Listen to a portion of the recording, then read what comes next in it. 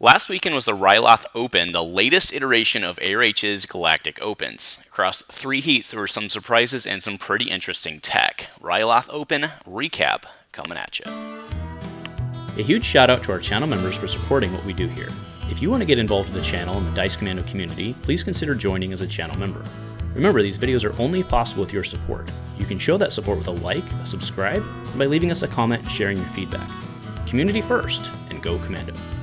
Hey there, Star Wars listening folks. Welcome back to Dice Commando and the Commando cast. Happy Destiny Friday. Thanks for checking in. That's right, I'm checking in from vacation. Sun's out, guns out, baby. So yes, last weekend's Ryloth Open was the this meta's iteration of the Galactic Open series, which is always really interesting to pay attention to see what's good, what's not. And this time it was very surprising, I think. So I definitely wanted to talk about that. So what we're going to go through first is a recap. Shout out to Majo for getting me the screen caps of the top 8 with the decks assigned. They did not do decklist submissions this time. In the past, they've used TTTTO. I might have too many T's in there. But in the past, they've used that. And you can go in, they make the decklist public. You can look at it. They did not do that this time around. They were actually using challenge and then something else because that wasn't working either. So I don't know what they'll use in the future. But yeah, no decklist this time around. So again, thank you for everyone involved for kind of keeping track as it went. So the biggest surprise, biggest awesomeness of the weekend definitely is the fact that Heat 1, Gylov took it down. So Rainmaker on Gylov, bringing it down. That's phenomenal, going 6-0 with Gylov. I mean, you guys know I've been on Gylov for a while now, 2 metas now actually, and I was pretty convinced it was a solid tier 2 deck. And I think what Rainmaker just proved is that I'm just a bad player. So yeah, nicely done. Nicely done. So yes, R. Hayes, aka Rainmaker, on Gylov. Vika on Kira with Sun. Echo, 3 of Clubs on Hondo Vizsla. Stormtrooper on Vader Garza. Right, very, very, very good deck there. DJ Sierra on Evazon Alzamek, that's kind of some spice. BJ Morrissey on Hera, Afra, Owen, AR, right? So that's the BB-8 reset deck. We have Stevdov on Thrawn Tarkin, and then Rando Mando on Ayla Obi. So pretty cool stuff there. We will go through that Gylov deck here in a minute because I was able to find that. Actually, I was not able to find it. I was given the link, thankfully, but it's up on the DB. All right, Heat 2, excuse me. Moloch, so no surprise to top tables there. Norm on Obi Ayla, so it was Obi daughter, Obi Ayla, no surprise. See, I think this one's a little less surprising. Lots of Obi, which you would expect. DJ Claro, so 0, Gerrera, Thrawn, and CI. So continuing to bring the spice there. Darteo, so shout out to Darteo as well on Hondo Vizsla. And we had Rando Mando on 4X with the CI. Kodurf on Luke Rose PTM. And then Echo 7 on 4X again with CI. And then Turkey Club Sandwich with Obi and daughter. So 3 Obis in the top 8 there. The 4X is interesting. Actually, I might have to give that a go. All right, and then Heat 3, Vika took this one down on FN Maul, and this is Yellow Maul. This is a spicy deck. This is a very spicy deck. Do note, though, that nobody went 6-0 in this one. I forgot to mention in the last one in Heat 2, no one went 6-0 either. We had a lot of 5-1s. So very similar here. So FN Maul, Obi, Sprinkler Luke. Eric was on that. Rebel Trader on Obi, Sprinkler Luke. Again, we're starting to see a lot more Obis in this. DJ Claro for Maul Nute. Gringo, shout out for Gringo, bro.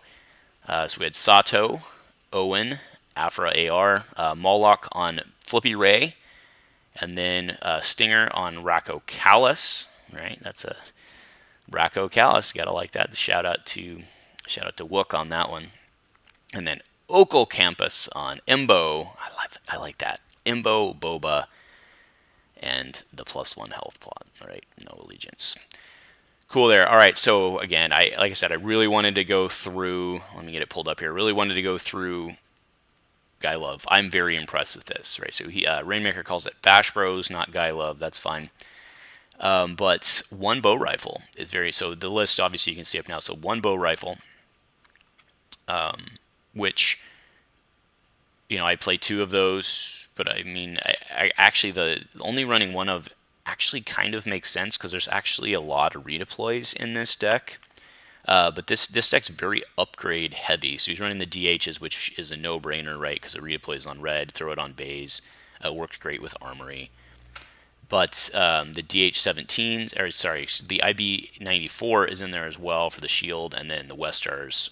And that's one of the things that I've run up in this deck is sometimes I actually end up with too much redeploy and then not enough money to play tricks. And I think he somehow solved that because he's on the Partisan U-Wing, and that's really good, but it's also 3. And that's something I really struggled with. So he is running Blue Milk, but I mean, that's actually one of the cards I was very interested to go through the deck list and look at to see how many of the cards are running Blue Milk, or how many of the blue decks, are running Blue Milk. I would imagine all of them, right? So that's interesting. So Blue Milk, First Aid. I mean, the rest of that is pretty straightforward. A 2, this is Wars. The Force Reflexes is in there as well. But this is a very interesting build. I mean, it's very different than what I've been running, but that's probably why it worked, right? So again, very creative. Good shout out there to Rainmaker. Nicely done. 6-0 with Guy Love. That's pretty. I mean, the deck hits hard. It's just when you lose one of your boys, it hits less hard, and you start running into troubles. But no, very, very awesome. All right, and then next, I don't want to go through this full list because to my knowledge, it's not published. But the high stakes FN 2199 and Maul list by Vika is very, very, very spicy because it's essentially, I mean, as you would expect for him, it's essentially an Evil Genius type deck where it's pretty light on overall. It's light on the dice, except they're impactful dice. And then he's really just using a bunch of tricks, removals, and damage from hand and stuff like that.